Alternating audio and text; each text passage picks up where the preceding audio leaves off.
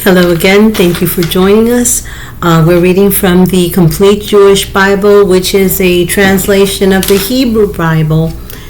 And if we can start, please, with Deuteronomy chapter 6, verses 4 through 9. Hear, Israel, Adonai our God, Adonai is one, and you are to love Adonai your God with all your heart, all your being, and all your resources. These words which I am ordering you today are to be on your heart, and you're to teach them carefully to your children. You're to talk about them when you sit at home, when you're traveling on the road, when you lie down, when you get up. Tie them on your hand as a sign, put them at the front of a headband around your forehead, and write them on the doorframes of your house and on your gates. Matthew chapter 6, verses 9 through 14. Our Father in heaven, may your name be kept holy. May your kingdom come, your will be done on earth as in heaven. Give us the food we need today. Forgive us our trespasses as we too have forgiven those who have wronged us. And do not lead us into hard testing, but keep us safe from the evil one. For kingship, power, and glory are yours forever. Genesis chapter 10. Here is the genealogy of the sons of Noah. Shem, Ham, and Japheth. Sons were born to them after the flood. The sons of Japheth were Gomer, Magog, Madai, Javan, Tubal, Meshech, and Tiras. The sons of Gomer were Ashkenaz, Riphat, and Togarmah. The sons of Javan were Elisha, Tarshish, Kittim, and Dodanim. From these, the islands of the nations were divided into their lands, each according to its language, according to their families in their nations. The sons of Ham were Cush, Mitzrayim, Put, and Canaan. The sons of Cush were Sava, Havilah, Savta, Ramah, and Sadka. The sons of Ramah were Shavah and Dedan. Cush fathered Nimrod, who was the first powerful ruler on earth. He was a mighty hunter before Adonai. This is why people said, like Nimrod, a mighty hunter before Adonai. His kingdom began with Bavel, Erech, Akkad, and Calneh in the land of Shinar. Asher went out from the land and built Nineveh, the city Rehovot, Kelak, and Resen between Nineveh and Kelak. That one is the great city. Mitzrayim fathered the Ludim, the Anamim, and the Lahavim, the Naphtukim, the Patrusim, and the Kaslukim, from whom came the Philistine. That one is the great city. The Philistine and the Caphtorim. Canaan fathered Sidon, his firstborn Het, the Jevusi, the Amorite, the Girgashite, the Hivites, the Archites, the Sinites, the Arvadites, the Tzmaris, and the Hamatis. Afterwards, the families of the Canaanites were dispersed. The border of the Canaanites from Sidon as you go toward Gerar to Azah as you go toward Sodom, Gomorrah, Admah, and Zeboyim to Lesha. These were the descendants of Ham, according to their families and languages in their lands and in their nations. Children were also born to Shem, ancestor of all the descendants of Eber, an older brother of Japheth. The sons of Shem were Elam, Asher, Arpachshad, Lud, and Aram. The sons of Aram were Uz, Hul, Geter, and Mash. Arpachshad fathered Shelach, and Shelach fathered Ever. To Ever were born two sons. One was given the name Peleg, because during his lifetime the earth was divided. His brother's name was Joktan. Joktan fathered Almadad, Shephleth, Hatzar, Mavet, Jerak, Hadaram, Uzal, Dikla, Oval, Avimael, Sheva, Ophir, Havilah, and Jobab. All these were the sons of Joktan. Their territory stretched from Mesha as you go towards Safar to the mountain in the east. These were the descendants of Shem. according to their families and languages in their lands. These were the families of the sons of Noah, according to their generations in the nations. From these nations of the earth were divided up after the flood. Joshua chapter 10, please.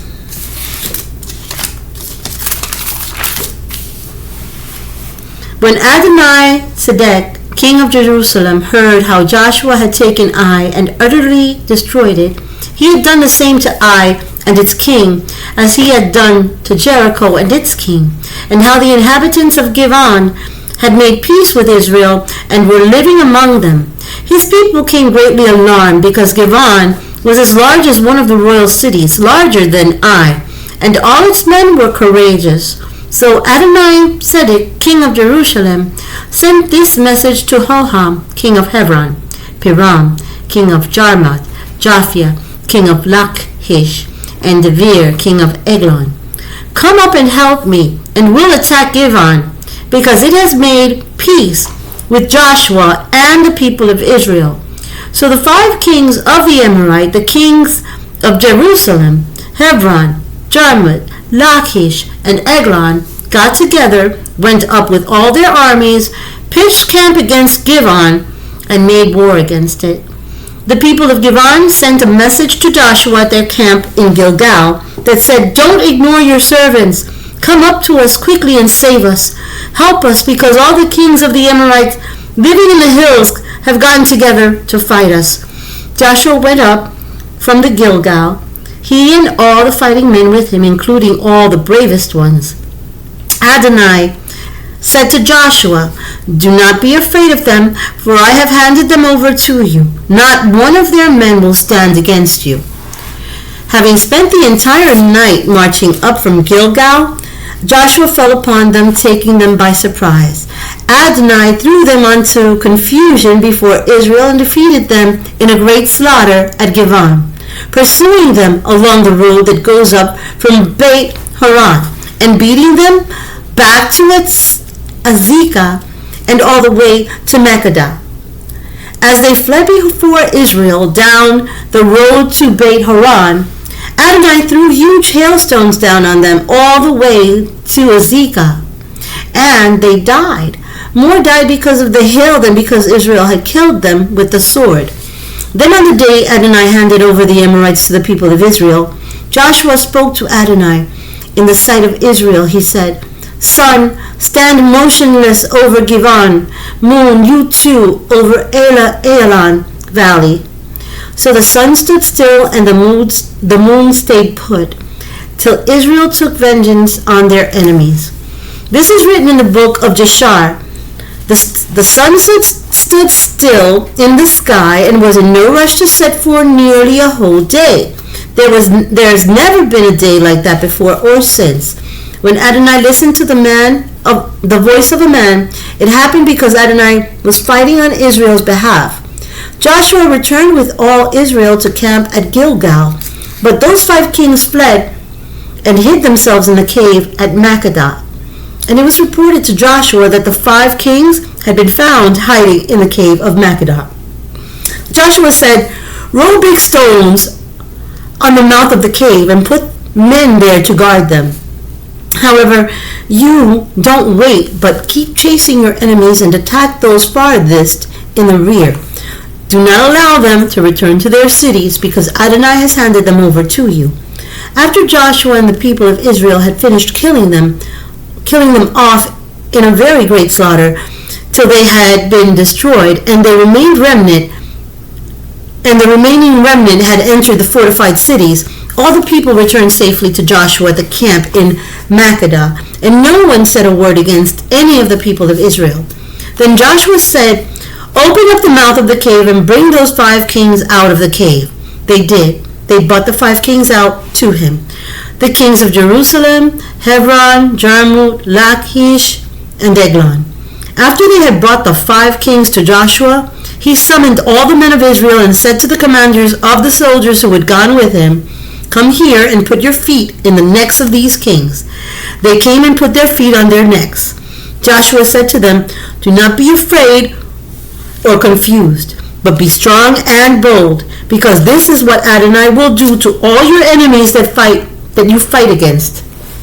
With that, Joshua struck them and put them to death, hanging them on 5 trees, where they remained hanging until evening. At sunset, Joshua gave an order, and they lowered them from the trees and threw them into the cave where they had hidden themselves, then laid big stones on the mouth of the cave, and there they remain to this day. Joshua captured Makkedah that day, defeating it and its kings by the sword.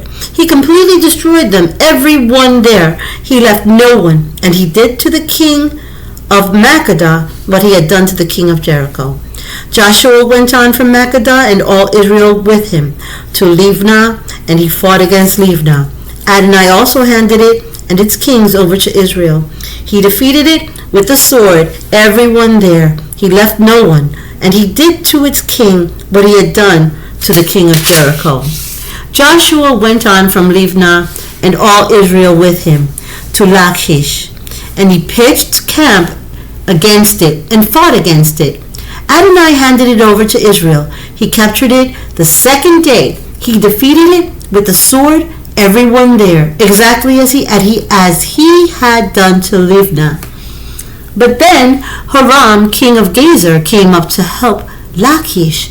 So Joshua attacked him and his people until he had no one left with him.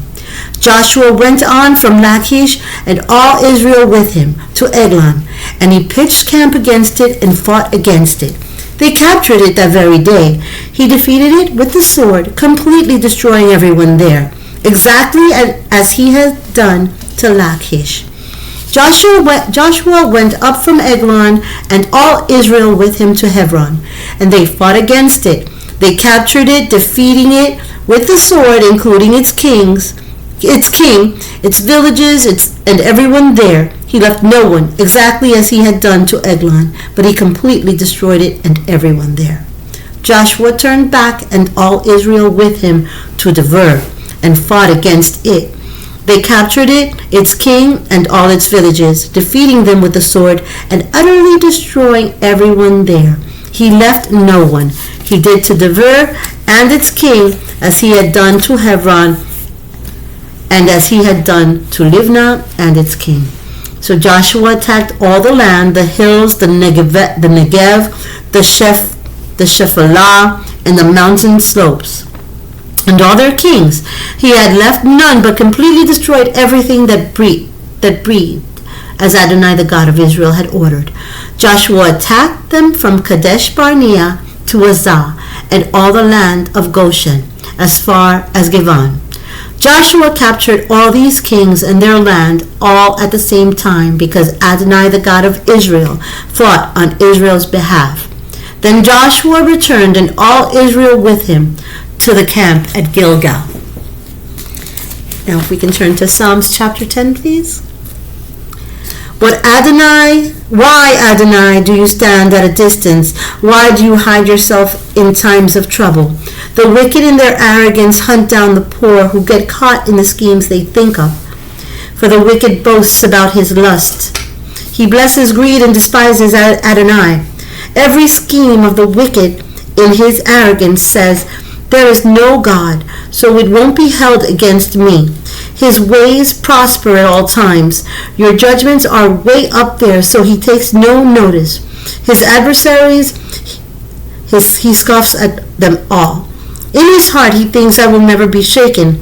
I won't meet trouble, nor not now or ever."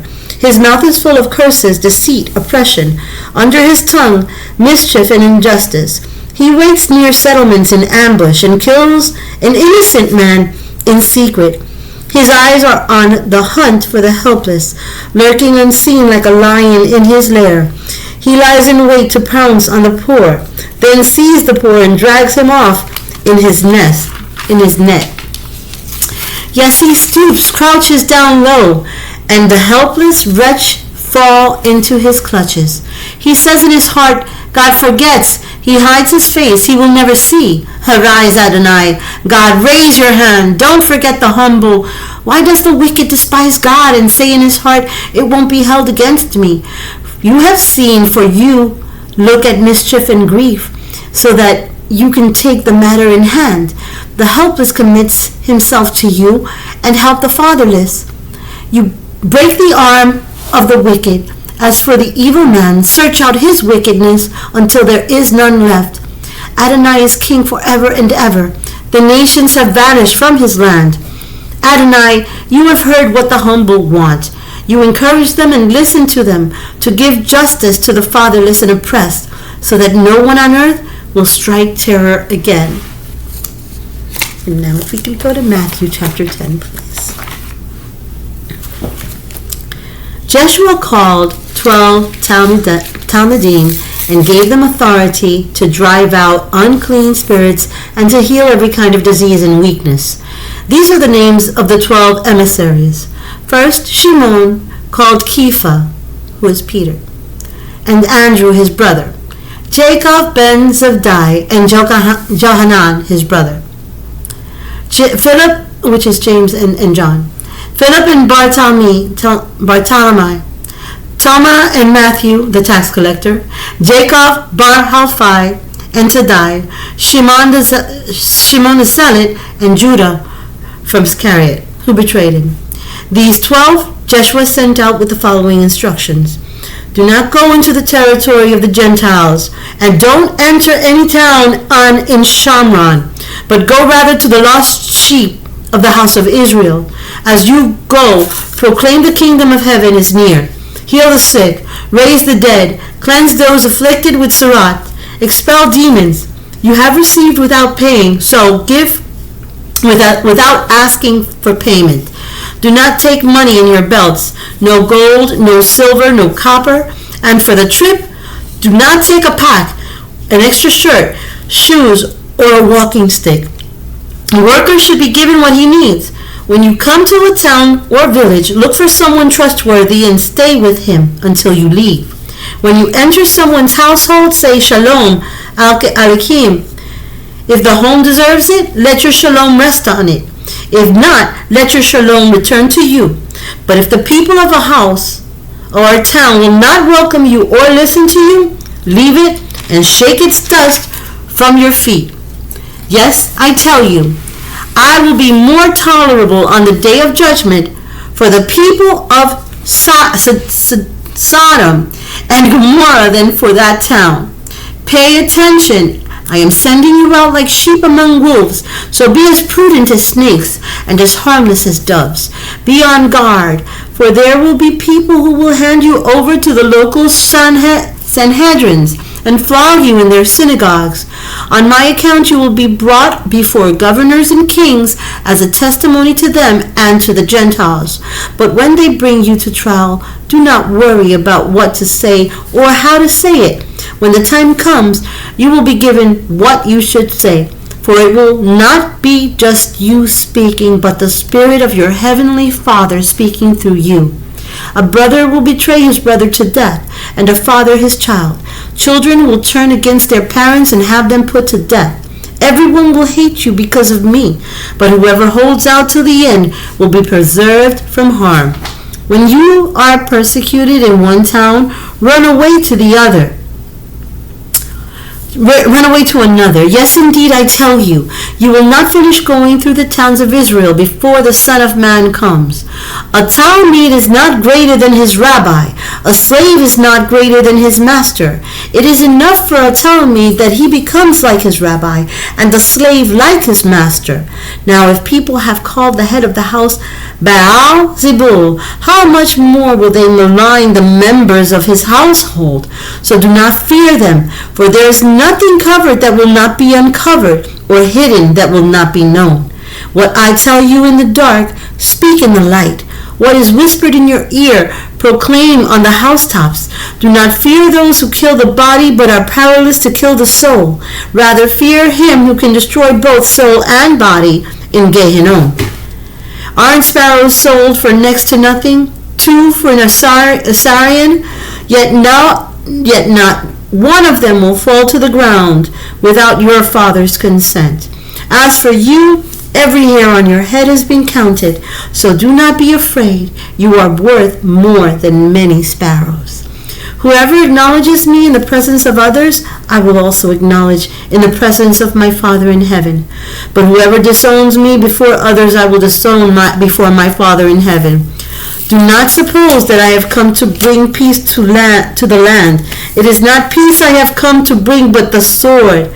For I have come to set a man against his father, a daughter against her mother, a daughter-in-law against her mother-in-law, so that a man's enemies will be the members of his own household. Whoever loves his father or mother more than he loves me is not worthy of me. Anyone who loves his son or daughter more than he loves me is not worthy of me. And anyone who does not take up his execution stake and follow me is not worthy of me. Whoever finds his own life will lose it, but the person who loses his life for my sake will find it. Whoever receives you is receiving me, and whoever receives me is receiving the one who sent me. Anyone who receives a prophet because he is a prophet will receive a reward, the reward a prophet gets. And anyone who receives a tzaddik because he is a tzaddik will receive the reward of a tzaddik gets. Indeed, if someone gives you a cup of cold water to one of these little ones because he is my talmid, yes, I tell you, he will certainly not lose his reward. Numbers chapter 6, verses 24 through 26. May the Lord bless you and keep you. May the Lord make his face shine on you and show you his favor. And may Adonai lift his face towards you and give you his shalom. Thank you again for joining us. We'll see you again soon. Shalom.